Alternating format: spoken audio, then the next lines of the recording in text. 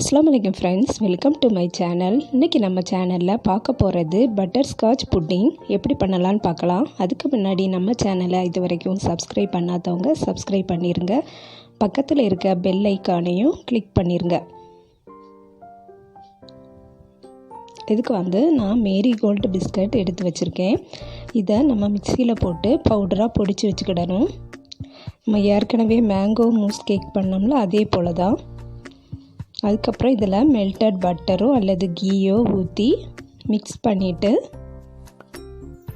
நம்ம இந்த புட்டிங் எந்த பேனில் வைக்கோமோ அதில் கீழே லேயராட்டு இதை நல்லா நம்ம ப்ரெஸ் பண்ணி விட்டுக்கிடணும்.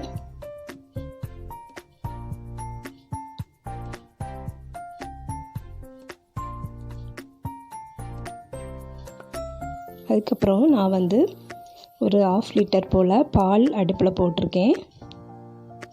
அது கொதிக்க போகுது. இதுக்கு நான் 3 டேபிள் ஸ்பூன் கஸ்டர்ட் வாட்டரில் மிக்ஸ் பண்ணி வச்சுருக்கேன். கஸ்டர்ட் பவுடர் அதையும் இதில் ஊற்றி மிக்ஸ் பண்ணிக்கலாம். திக்கானதும்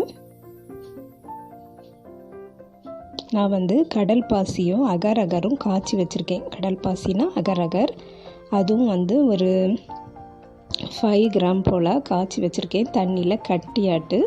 அதையும் இதில் நம்ம ஆட் பண்ணியாச்சு. அதுக்கப்புறம் பட்டர்ஸ்காட்ச் சாஸ், இது நம்ம ஹோம்மேடாக ரெடி பண்ணது தான்.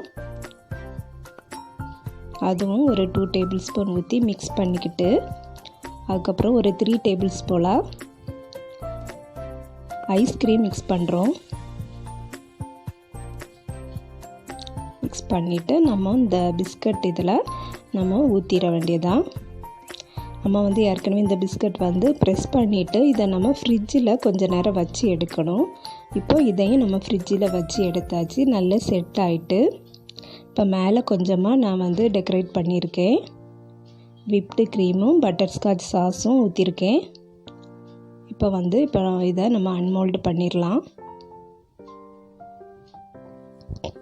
சூப்பராக வந்துட்டு. இதே போல் நீங்களும் ட்ரை பண்ணி பாருங்கள் ஃப்ரெண்ட்ஸ். ரொம்ப நல்லாயிருக்கும் பட்டர்ஸ்காட்ச் ஃப்ளேவர்னால். அதுக்கப்புறம் நெக்ஸ்ட் வீடியோவில் வேற ஒரு ரெசிபியில் சந்திக்கிறேன். அஸ்ஸலாமு அலைக்கும்.